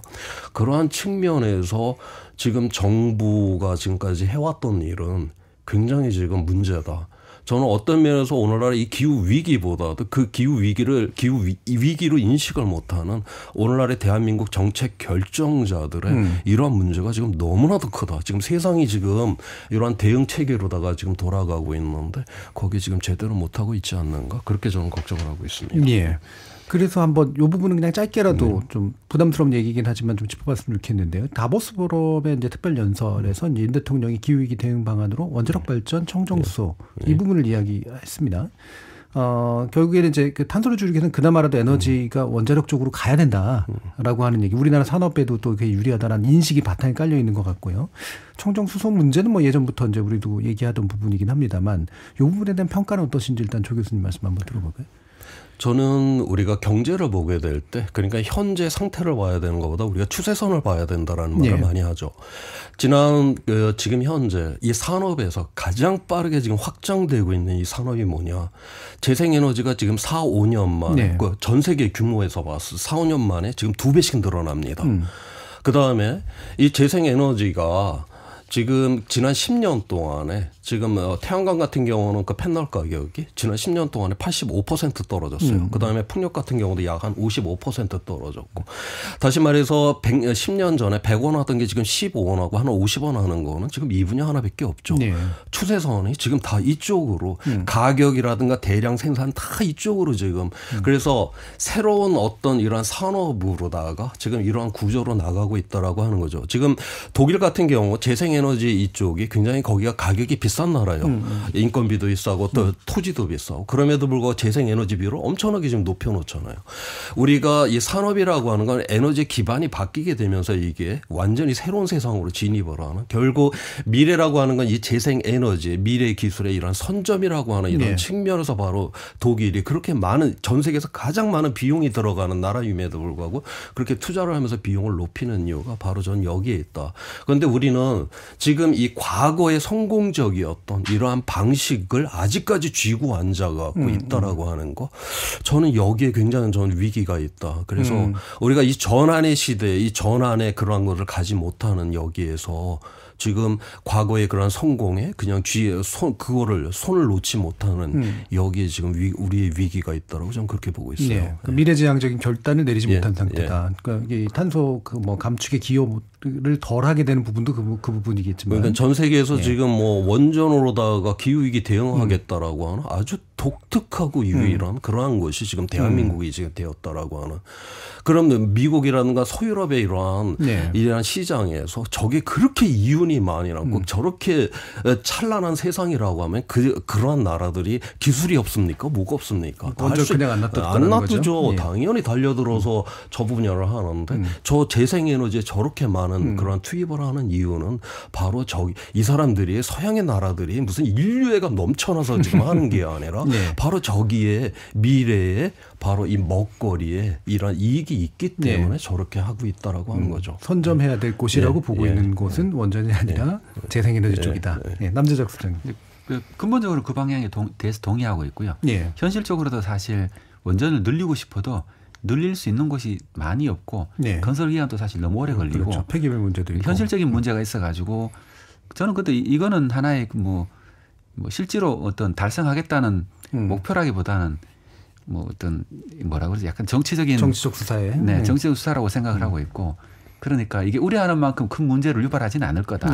현실적인 재앙 문제 때문에 그리고 아마 대부분은 뭐 그걸 있긴 하지만 이번 정부에서도 사실 재생에너지라든가 이게 바뀔 거라는 거에 대해서 이 산업 구조가 바뀔 거라는 거에 대해서 의심하지는 않는다고 생각했거든요. 그러니까 조 교수님 생각하는 것만큼 그렇게 우리나라가 이렇게 후퇴하지는 않을 거다 이번 때문에 그래서 굉장히 보조를 잘 맞춰갈 거다. 하지만은 겉으로 드러나는 문제들은 그렇게 보일 수 있다고 생각을 합니다. 현실적으로는 다를 거라 생각합니다. 자, 그럼 그 부분 이제 또 뒤에서 한번 또 총론적으로 정리하면서 얘기를 해보도록 하고요. 또 식량 위기 문제를 좀 더 구체적으로 얘기해 보면 좋을 것 같은데 다시 남 소장님께 여쭙겠습니다. 자, 그러면 식량 위기가 가시화되고 있다라고 이미 이제 좀 보시긴 했는데 어느 정도로 구체적으로 좀 얘기해 주실 수 있을지. 뭐 사실 작년도에 갑자기 식량 위기에 대한 관심이 많아졌잖아요. 우크라이나 러시아 전쟁 때문에 촉발된 문제였는데 뭐 그래 거시적으로 봤을 때는 항상 식량 문제들이 그 글로벌적으로 항상 존재하던 문제였거든요. 우리나라는 선진국에 해당하기 때문에 사실 식량 수입선에서 안정적으로 수입할 수 있는 여건이 됐었죠. 뭐 2008년도에 식량 위기가 있었을 때도 가격이 뭐 2배 정도 뛰더라도 우리나라 수입할 수 있지 않습니까? 충분히 다른 그러니까 우리나라가 식량 위기에 처한다는 얘기는 사실은 전 세계적으로는 이미 재난적인 상황 정도가 될 거라고 예상하기 때문에 국민들이 생각하기에 식량 위기가 뭐냐의 정의가 사실 다 다른 것 같아요. 이제 그런 면에서 좀 다른 것 같고, 근데 이제 우리가 다르게 봐야 될 건 뭐냐 하면은 우리가 식량 위기라면 또 그러면은 국민들이 다 배를 굶을 거냐, 이게 식량 위기일 거냐 생각을 하는데 저는 그게 또 아니라고 생각하거든요. 왜냐 그러면은 아무리 이게 식량이 어려운 조선시대에 그 기근이 날 때도 뭐 부자들이 사실은 먹는 데 걱정은 없었잖아요. 항상 약한 곳부터 항상 터지는 거죠. 지금 세계도 마찬가지로 식량 위기가 없는 게 아닌 게 이미 8억 명이 거의 10%죠. 8억 명이 식량 위기에 처해 있는 상황이잖아요. 글로벌 관점에서도 보면 약한 곳부터 터지는 거고 만약에 그럼 우리나라는 없느냐 그건 또 아니지 않습니까? 예를 들어서 우리나라에도 마찬가지로 물론 지금은 없다고 볼 수는 있지만은 이게 경제 사정이 어려워지고 이렇게 되면 나타나는 문제들이죠. 그리고 뭐 대부분의 중산층들은 못 느끼지만 사실은 가난한 그 서민층 입장에서는 식량 가격이 10%, 20%, 30% 오른다는 얘기는 먹는 게 달라진다는 걸 의미하고 있거든요. 절대적인 칼로리 부족을 가지고 의미하는 건 아니고 절대적인 칼로리가 뭐 부족해지는 정도까지 가는 건 그건 정말 심각한 상황인 거고 그게 아니고 이제 우리가 먹는다는 거는 뭐냐면은 칼로리뿐만 아니고 영양이라든가 여러 가지가 골고루 아니면 우리가 원하는 어떤 욕망과 어느 충족하는 상태를 이제 우리가 식량 안보가 보장됐다는 상태를 얘기하고 있거든요. 그 상황은 분명히 깨지는 그 비율이 점점 늘어나고 있는 건 맞는 거죠. 그러니까 우리가 흔히 생각하는 것처럼 막 보릿고개 같은 게 다시 와서 막 다 쫄쫄 굽는 그런 상태가 식량 위기가 아니라 약한 고리에서 이제 느껴지기 시작하는 게 점점 올라오는 그런 형태가 될 거다. 그렇죠. 그럼 이게 또 하나는 식량 위기라는 게 갑자기 금세 닥칠 문제라고 생각할 수도 있지만은 이게 국제 곡물 시스템이라는 게 저장을 하고 있거든요. 항상 위기를 대비해 가지고 그러니까 무슨 문제가 나더라도 한 2년 정도의 연이어서 흉년이 나게 되면 우리나라도 정말 심각해지는 상황이 발생하는 거죠. 이게 3, 4년 정도 계속해서 국제 곡물 시장에 문제가 생기면은 그때는 정말로 그 우리가 그 상상하기 힘든 상황이 나타나는 거고요. 근데 이제 기후라는 문제가 지금은 이제 한 여러 몇 지역의 곡창지대를 몇 지역을 이제 이렇게 날려버릴 정도의 피해를 주고 있거든요. 우리가 예상하고 있기로는 그럼 한 몇 가지 그 기후 문제뿐만 아니고 기후 문제가 생기게 되면 또 이렇게 약한 고리에서 또 터지게 되지 않습니까? 그렇죠. 예를 들면 아랍에서 약간의 식량 가격이 올랐을 때 정치적인 문제로 발전하고 또 뭐 여러 가지 식량 문제는 지정학적 문제로 발전하거든요. 네. 그래서 항상 이렇게 상승 효과가 나타나기 때문에 우리가 지금 현재 나타나는 것처럼 이렇게 이 안정적인 어떤 지구에서 식량이 어디가 줄어들고 어떻게 되겠다는 그런 식으로 위험을 예측하기 상당히 어렵다는 말씀도 좀 드리고 싶습니다. 예. 이분 뭐 조천호 교수님 의견도 좀 여쭤볼 텐데 그래서 그 말씀 이제 들어보면 결국은 저개발 국가들 그다음에 같은 한국이라고 하도 저소득층이 느끼는 부담이 점점 이제 커지는 상태고 이게 만약에 이제 좀 더 강해지면 이를테면 급상승해서 이를테면 전쟁 발발이라든가 이런 상황들이 오면서 그게 급격하게 체감되는 상황으로 갈 수도 있는 이렇게 이제 시나리오가 얘기가 되고 있는데요. 한번 말씀 들어볼게요. 저 역시도 그러니까 아예 뭐 절대적으로 이제 모자란 그 상황은 뭐 이제 상상을 못하는 상황이고요. 예. 결국 이제 우리한테 가장 이제 먼저 찾아오는 거는 결국 우리의 안전이라고 하는 거는 타인의 안전을 통해서 나의 안전이 보장이 되는 거 아니에요. 결국 우리가 식량이 모자란 세상이 되어버렸다. 지금 기온이 이제 2도 이상 그러니까 지금보다 한 1도 정도가 더 높아지게 되면 뭐 1억 명 이상 뭐 이런 식으로다가 지금 이제 그 난민이 이제 그렇게 이제 증가가 된다. 그래서 뭐 그렇게 이제 난민이 억 단위의 사람들이 이제 난민이 된다. 이 난민이라고 하는 건 보다 나은 그러한 땅을 향해서 이 사람들은 가야 되는 입장이고 그렇게 되면 수억 명의 사람들이 막 다른 나라의 막 국경들을 넘게 되는 그래서 좀 전에 남대적 박사님이 이야기를 한 것처럼 이 지정학적인 완전히 이 불안정 속에 이제 들어가 버리는 그래서 우리가 여기서 식량이 우리는 그래도 이게 잘 그거를 갖다 확보를 했다 해도 우리 주변이 다 불안정해지는 이러한 상황 속에서 과연 대한민국도 안전할 수 있느냐라고 하는 이런 질문에 우리 스스로가 좀 한번 생각을 해봐야 될 필요가 있다. 좀 그렇게 보고 있어요. 네. 이게 물론 근본적으로 이제 기후 위기를 해결해야지 사실 또 되는 문제이긴 하나 또 약간 좁혀서 그냥 식량 위기 문제만으로 본다면 식량 안보 이렇게 얘기하면 이제 바로 또 나오는 반응이 우리도 못 살았던 나라니까. 빨리 자급률을 높여서 막 우리가 다 자급자족해야 되는 거 아니냐 뭐 이런 반응이 나올 수밖에 없잖아요. 어떻게 생각하세요? 항상 식량 위기가 나오면 식량 자급률 얘기가 같이 나오고 있죠. 근데 우리나라가 이게 뭐 역사 이래로 유사 이래로 배부르게 먹은 적이 별로 없지 않습니까? 항상 가난했고 배가 고팠던 지역이 왜냐하면 우리나라 땅이 면적이 우리나라 인구를 부양할 만큼 충분하지가 못했던 거죠. 농업 기술이 발전한다 하더라도 이미 인구가 1950년대에 비해서 이미 2배 이상 늘어나 버렸잖아요. 그러니까 우리나라가 현재 식량 자급률, 곡물 자급률이라고 얘기하고 있죠. 20%밖에 안 되고 있고 계속 떨어지고 있거든요. 이걸 더 높일 수는 있습니다. 이론적으로. 뭐 이론적으로 더 높일 수는 있는데 또 다른 문제가 생기거든요. 지금 또 이미 쌀은 남아 돌지 않습니까? 그러니까 식량 자급률을 높이자고 곡물을 더 심으면은 시장 자체가 이렇게 붕괴해 버리니까 그럼 결론적으로 예산으로 다 메꿔야 되는데 불가능하지 않습니까? 그러니까 이 식량을 바라볼 때 사실 이런 질문을 받으면 제일 곤란한데 이론적으로 일본 같은 경우는 예를 들면은 식량 자급률 자체를 높이는 건 시장에 교란을 줘서 힘들잖아요. 그러니까 식량을 생산할 수 있는 포텐셜 잠재량을 어떻게 유지할 거냐. 예를 들어서 어떤 위기가 닥쳤을 때는 그러면은 품종을 바꾸거나 하면은 한 10% 20%를 금세 높일 수가 있거든요. 이런 것처럼 아니면 또 논의를 어떻게 유지할 거냐. 그래서 우리가 당장 식량 자급률을 뭐 원래 20%인데 내는 데가 25% 올리자. 이런 식의 정책은 성립하지 않고 우리가 이제 어떤 시나리오에 따라 가지고 어떻게 대응할 거냐는 이런 것들은 대비가 필요하다고 생각하고 있습니다. 그러니까 위기 대응력 정도를 높이는 게 이제 현실적이다. 그렇죠. 단기적으로는 위기 대응력이 이제 현실적인 거고요. 장기적으로 보면은 이 뭐 농식품부에서도 정부에서 하고 있습니다만은 대부분 80%의 곡물을 수입하고 있잖아요. 그 수입 시장에 대해서 어떻게 우리가 안정적으로 접근할 거냐 하는 게 이제 가장 중요한 게 아닌가 이렇게 생각했습니다. 조 교수님.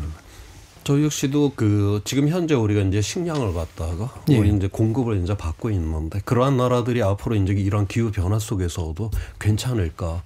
근데 지금 오늘날 이 기후 변화가 이제 선진국 쪽에서 이제 일어나는 그 지역들을 보게 되면 우리가 주로 식량을 많이 수입하는 미국의 이제 중서부 지역이라든가 호주라든가 이런 데서 상당히 많은 이런 식량들이 들어오는데 그 지역들이 예전에는 보면 뭐 캘리포니아나 뭐 호주나 이런 데 보면 기온의 변동, 자연의 변동폭 자체가 작죠. 거기서는 이 인간에 의한 이 기후 위기가 굉장히 금방 드러나요. 자연의 변동성이 작기 때문에 이게 금방 드러나니까 거기서는 뭐 가뭄이 들었다면 몇 개월씩 가뭄이 들고 산불이 한번 붙었다면 몇 개월씩 불이 타버리는 이유가 그러니까 그런 이제 이유 때문에 그러는데 그래서 이런 게 이제 안정적으로 그렇게 공급을 받을 수 있냐라고 하는 이러한 것들을 우리가 좀 잘 살펴봐야 되는 그런 측면들이 있고요. 저는 또 하나 측면에서 오늘날 우리가 이제 기후가 이제 변화가 일어나면 식량 생산이 이제 제가 준다라고 그렇게 이야기를 했는데 이거는 그렇다고 해서 전 세계 지구 전체에서 다 주는 건 아니거든요. 네. 저 북쪽의 저 추운 쪽들은 늘어납니다. 지금 미래 그렇게 식량 생산 이제 예측을 한 거를 보면 우리나라 저 개마고원 저 동부 저기 만주 이쪽으로다가는 다 식량 생산이 다 늘어나는 지역이 될 것이다라고 그렇게 예측을 하고 있어요. 그래서 앞으로 우리가 기후위기 대응을 한다라고 하는 거 지금까지는 이 남북 문제를 갖다가 하나의 정치적인 이러한 문제였는데 기후위기 대응이라고 하는 거 우리의 생존력의 이러한 어떤 지속 가능성을 더욱더 강화시킨다라고 하는 이런 측면에서 대륙하고 지금 연결을 지금 해야 되는 이런 상황이 있거든요. 재생에너지도 지금 마찬가지고 그건 해양으로부터 지금 들어올 수 있는 것들이 아니거든요. 이건 다 대륙과 지금 그런 에너지도 연결이 돼야 되고 식량도 지금 연결이 돼요. 그래서 생존적 차원에서 한번 기후위기 대응의 차원에서 한번 남북의 문제를 새롭게 한번 재구성할 필요도 있다. 좀 그렇게 보고 있습니다. 네. 저도 절대적으로 동의하라는 게 사실 무역의 시대에서 자유무역의 시대에서는 동서간에 이어주는 게 굉장히 중심이었지 않습니까? 근데 이제 기후변화 시대가 되면은 남북을 남북 라인을 어떻게 연결할 거냐 가장 중요해지는 게 사실 캐나다하고 그다음에 그 러시아 쪽이죠. 러시아 시베리아 쪽 이쪽이 굉장히 중요해지는 것들이 있고 또 이제 농담 삼아 가지고 들리는 얘기를 하면은 빌 게이츠가 요즘 땅을 어디 사는지 아느냐 이런 얘기를 하고 있거든요. 근데 캐나다의 그러니까 그쪽 뭐라 그러죠? 이탄토 지역, 이탄토 지역을 집중적으로 이제 많이 샀다고 이런 얘기를 이제 하더라고요. 왜 그러냐면은 그쪽 지역이 전부 다 곡창지대가 될 거고 그쪽 지역이 새로운 어떤 원래 곡창지대가 된다는 얘기는 문명의 중심이 된다는 걸 옮겨간다는 의미하는 거거든요. 그런 관점도 있더라고요. 근데 우리나라가 지금 현재 아직까지는 이제 우리가 동서간의 교역만 신경 쓰고 있는데. 점점 남북 문제를 어떻게 할까? 우리가 남북이 아니고 이제 정말 식량 안보 차원에서 굉장히 고민해 볼 때가 됐다고 생각하고 있습니다. 남북을 연결하는 것인데 굉장히 중요해졌다. 기후 위기는 우리한테 그거를 요구를 하는 것 같아요. 그러니까 이 남북이라는 게 참 다양한 의미도 있잖아요. 위도의 남북도 있지만 사실은 또 경제적인 의미에서의 또 남북이라고 하는 것도 있고 그러니까 그거를 연결해 주는 것이 실제로 같이 위기 대응하는 데 있어서 굉장히 중요한 문제다. 뭐 되게 중요한 말씀인 것 같은데 또 한 가지 그러면 아까 정밀농업 얘기를 해 주셨으니까 이게 이제 그냥 식량 위기라든가 뭐 식량 자급률을 하고 그냥 연결해 가지고 이게 대안이다라고 얘기할 문제는 아닌 것 같고 그럼에도 불구하고 이제 농업 분야에서 뭔가 좀 더 스마트해지고 좀 더 잘 그 과학기술을 잘 이용하는 그런 식의 농업적인 전환들은 필요할 것 같은데 어느 정도로 좀 준비가 돼 있고 좀 평가하실 수 있을까요? 우리나라는 사실 이제 경제 면적이 좁고 약간 뭐 인구 밀도가 높은 지역이다 보니까 또 정밀 농업을 뭐 적용하기가 사실 쉽지는 않은 구조거든요. 정밀 농업이라는 거는 투자 대비 효용성이 나와야 되는데 그렇죠. 좀 조박농업이라죠. 광활하게 농업하는 지역에서 이제 유리한 곳이고 우리나라에서 사실 스마트팜이라든가 아니면 디지털 전환에 대해서 많은 투자를 하고 있습니다. 우리나라가 하고 있는 건 뭐냐면은 어쨌든 이게 봄 기후가 굉장히 불규칙해지고 있고 또 여름 가뭄이 심해지고 있고 봄에는 장마가 봄 가뭄도 심할 때고 봄 장마가 있는 데가 있고 패턴이 달라지면서 사실 농사가 굉장히 어려워지고 있거든요. 또 2020년도에는 여름에 장마가 너무 길어가지고 사실 토마토가 이렇게 다 썩어서 햄버거에 토마토가 사라지기도 했었고 그때 쌀 가격이 굉장히 폭등하기도 했었죠. 이런 것처럼 패턴이 많이 무너지고 있습니다. 그리고 또 그러다 보니까 이제 그걸 우리가 비가 너무 많이 내리거나 너무 가물거나 하면은 사실 대책이 없거든요. 이게 사람이 할 수 있는 일이 없습니다. 하지만은 그런 경우는 몇 년 만에 한 번씩 찾아올 거니까 이제 근데 그 기상이 나빠지는 해는 찾아오는 빈도는 점점 많아지고 있거든요. 예를 들면 작년 같으면 기상이 굉장히 좋았잖아요. 그러니까 이제 쌀 가격 문제가 오히려 갑자기 생겨버렸고 하지만은 올해는 어떤가 모르는 거죠. 올해도 좋을 수도 있고 나쁠 수도 있는데 앞으로 우리가 예상할 수 있는 점점 더 이렇게 2020년처럼 비가 많이 오거나 아니면 2017년처럼 갑자기 많이 가물거나 이런 게 점점 많아질 거라고 예상하는 거죠.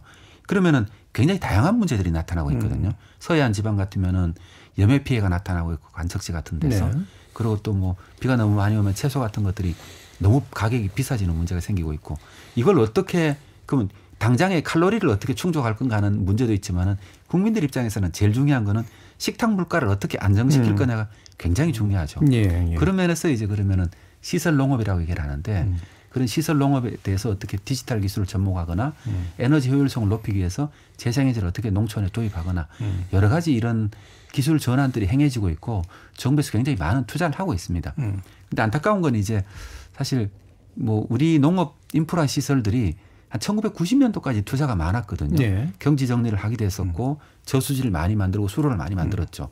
하지만 그 이후로 별로 투자가 없었거든요. 그래서 지금도 아마 우리가 정말 식량 위기가 걱정되고 식량 자급률을 높인다는 문제가 아니고 있는 자급률이라도 어떤 잠재력을 계속 유지를 하려고 그러면은 이런 새로운 시대에 맞는 어떤 농촌 농업 인프라 투자가 굉장히 필요하다. 예. 더 늘리는 게 중요한 게 아니고 기존의 걸 어떻게 안정화시키고 어지간한 가뭄이나 그 비 피해는 견딜 수 있도록 어떤 새로운 기술을 도입할 건가. 이걸 지금 우리가 고민해야 될 때가 아닌가. 그리고 나머지 부족한 문제는 어쩔 수 없이 부족한 문제는 해외 여러 가지 그 뭡니까 우리가 공급선을 다변화시킨다든가 아니면 해외 시장에 참여 시장 정보가 제일 중요하고 있거든요. 왜냐하면은 어느 나라에 무슨 문제가 생겼다는 건 항상 가격에 바로바로 반영되니까 이 얼마만큼 우리가 시장 변화에 민감하게 반응할 수 있느냐. 결국은 시장에 참여하는 수밖에 없지 않습니까? 계속 수입하는 정도로만 가지고는 불가능하고 그 외에도 또 식량 문제가 생길 수 있는 거는 우리나라가 흉년이 들어도 문제가 되고 미국이나 호주처럼 이런 나라에 흉년이 들어도 문제가 되죠. 또 하나 문제가 되는 거는 중국이나 인도처럼 그 수입국들에서 흉년이 들어도 문제가 됩니다. 어차피 수출하는 나라는 정해져 있으니까요. 그래서 각 나라 농업에 대해서 어떻게 돌아가는지 굉장히 이제 많은 정보가 필요하다. 이걸 어떻게 만들어 갈 거냐. 이게 이제 우리가 지금부터 고민해야 될 게 아닌가 이런 생각을 하고 있습니다. 그렇죠. 자급자족이라든가 이런 안보 문제로 지나치게 이제 생각하는 것보다는 현재 것들을 어떻게 유지하면서 변동성에 최대한 대응하도록 만들 것이냐. 내부적으로 또는 외부적으로 이 부분이 핵심이다. 조 교수님은 어떤 부분 강조해 주실 수 있을까요? 글쎄 저는 농업과 관련돼서는 제가 알 수 있는 게 뭐 전반적인 정부 대응이라든가 이런 관점에서 기후위기 플러스. 저는 뭐 저는 농업과 관련돼서는 오히려 나재재 박사님한테 들으면서 그냥 질문이 그냥 하나 생겼는데 질문하실 게 있으셨어요. 저는 우리가 이제 스마트 농업에서 주로 거기서는 이 야채, 채소가 생산이 되잖아요. 그런데 우리가 지금 필요한 건 곡물인데 스마트 농업에서 그게 가능할 수가 있는 것인가? 이제 그 질문 이게 앞으로 기술적으로. 일반적으로 온실 작물은 곡물을 재배하지는 않거든요. 경제성이 떨어지게 되고 또 그렇겠죠. 그리고 그러면 기후위기를 대응한다는 데서 스마트 농업의 이야기를 하는 거는 조금 다른 문제 아닌가요? 그 스마트 농업이라는 건 우리가 생각할 때는 조 교수님 말씀하시는 거는 시설 원에 보통 우리나라 분들은 스마트 농업을 그 온실 농업 있잖아요. 스마트 팜으로 오해를 하고 있거든요. 그렇죠. 그런데 이제 이스라엘 같은 나라는 사실 이게 물을 주는 기술이 굉장히 발달했는데 사막 지역이지 않습니까? 기본적으로 건조지대다 보니까 물 주는 기술이 세계에서 가장 발전했고 조금씩 이렇게 준다 그러더라고요. 똑똑똑 떨어뜨리는 그런 그 관계 방식으로 발전했는데 우리나라도 마찬가지. 지금까지는 그러면은 아까 어지간한 기후 변화에 농업 생산을 유지하려 그러면은 옛날에 물이 많을 때는 사실 그냥 이렇게 스프링클러로 축축 뿌려주면 되잖아요. 근데 만약 가물 때 그렇게 줘버리고 나면은 농사를 못 질 겁니다. 그러니까 물이 가뭄 횟수가 점점 늘어나니까 그러려 그러면은 물을 이렇게 굉장히 작은 양의 물을 가지고 똑같은 양을 생산할 수 있게 만들어야 되죠. 그럼 이게 또 물이 또 많을 때는 전혀 고민할 필요가 없는데 예를 들면은 물을 밤에 줘야 되느냐 낮에 줘야 되느냐 내가 만약 물을 한 번을 줄 수 있으면은 이게 가뭄이 아주 말라 죽기 직전에 줄 거냐 아니면은 지금 주고 비가 내리길 그냥 기후제 지내는 게 나은 거냐 이런 판단을 해야 되잖아요. 이런 판단을 한 번 딱 할 때 잘하면은 1년 농사가 그냥 살아가는 거고 이거 한번 실패해버리면은 1년 농사가 망하는 거죠. 농업이란 그렇잖아요. 작물이라는 거는 한 3, 4개월 동안 안정적인 기후가 있을 때 풍년이 들거든요. 그런데 하루라도 만약에 너무 고온이나 너무 저온이 와버리면은 1년 농사는 망하는 거죠. 그러니까 우리가 보통 일반인들이 생각하는 거 다르게 농업이라는 거 그럼 아주 극적인 상황 있잖아요. 이걸 어떻게 평생을 관리하는 문제가 없으니까 극적인 상황을 어떻게 잘 극복해 가지고 이게 농업 생산에 가장 큰 영향을 미치는 거죠. 그래서 이게 스마트 농업이라는 거는 아니면 뭐 이렇게 센서를 통해서 정보를 많이 얻는다는 거는 그런 타이밍을 어떻게 잡아갈 거냐 이런 관점에서 바라보는 거죠. 그러니까 작은 비닐하우스 안에 이제 상추 키우고 이런 것의 문제만이 아니라 곡물에 있어서도 이런 기후 변동성의 문제를 잘 적응할 수 있는 게 또 그 기술에서 나온다라는 그런 말씀으로 이해가 되네요. 자, 그럼 이제 마무리할 시간인데요. 오늘 이제 기후 위기 그리고 식량 위기를 연결시켜서 좀 살펴봤는데 많은 분들은 지금 나는 뭘 해야 되나 이런 생각들 하고 있고 사실은 정부하고 국제 단위로 해야 되는 것들이 훨씬 더 많긴 하겠습니다만 그들에게 어떤 건 요구를 하는 거라도 뭔가 필요할 수도 있을 것 같고요. 그래서 지금 당장 이 기후위기 문제를 우리 스스로 모든 면에서 좀 적극적으로 해결하기 위한 어떤 노력들을 좀 강조해 주실 수 있을까 마지막으로 들어보도록 하겠습니다. 조천호 교수님도 말씀 주실까요? 저는 이 기후위기 대응에 있어서 우리가 현재 상황을 고려를 하면서 이 문제를 해결을 하려고 하면 굉장히 어려울 거다라고 봐요. 앞서 우리 남재작 박사님이 이야기했듯이 특히 우리나라 같은 경우는 중화학공업, 화석연료를 많이 쓰는 거기에 우리의 그 삶에 이런 생존이 달려있는 나라이고 그거를 이제 갑자기 바꾼다. 굉장히 그건 위험성이 있는 이런 요소들이죠. 그래서 이거를 현재 상황에서 우리가 어떻게 해야 될 것이냐 하면은 굉장히 좀 깝깝한 면이 있어요. 그래서 좀 이건 생각을 좀 바꿔갖고 현재에서 가야 되는 게 아니라 미래의 위험 앞에서 미래의 이런 전환의 시대 앞에서 우리의 현재를 어떻게 바꿔야 될까. 바로 상상력을 완전히 새롭게 만드는 여기로부터 가야 되지 않나. 그래서 이거는 우리가 지금까지 살아왔던 그리고 우리가 잘해왔었던 이런 경제 성장의 그런 베이스였던 이 화성 문명 자체를 갖다가 바꿔낸다라는 걸 지금 의미를 하는 것이거든요. 저는 이제 그러한 측면에서 좀 봐야 된다라고 보고 있고요. 그다음에 이것이 단순하게 지금 아까 우리가 뭐 유엔 차원에서 아직까지 좀 지지부진하다라고는 하지만 실질적으로다가 주류 시장에서는 이 기후위기 대응이라고 하는 게 이게 하나의 그 주류 시장의 참여의 조건으로 기후위기 대응이 지금 들어오고 있잖아요. 아리백이라고 하는 거. 재생에너지 100% 생산할 그거로다가 물건을 만들지 않았다. 여기는 지금 뭐 핵발전 같은 건 못 들어가죠. 핵 폐기물이 나오기 때문에 재생에너지에 들어가지 못하고 오직 태양광, 풍력, 수력으로만 전력을 생산한 그거로 물건을 만들어야 좀 받겠다라고 지금 그렇게 보고 있고 그다음에 탄소 국경세, 화석연료 써갖고 물건을 만들어서 거기에 관세를 때리겠다. 우리나라 같은 경우 뭐 그런 관세를 맞았다. 수출을 못한다라고 하는 걸 의미를 하는 것이고 그다음에 재생에너지로 우리가 삼성이라든가 하이닉스의 이런 반도체 그 재생에너지 전력을 공급을 못하면 우리가 그게 수출이 안 된다. 이러한 것들. 결국 그렇게 되면 이러한 기업들은 결국 그런 재생에너지를 향해 갖고 공장을 옮겨갈 수밖에 없는 것이고 기업은 안 망하겠죠. 그렇지만 바로 우리 대한민국 국민 경제가 지금 무너지게 돼.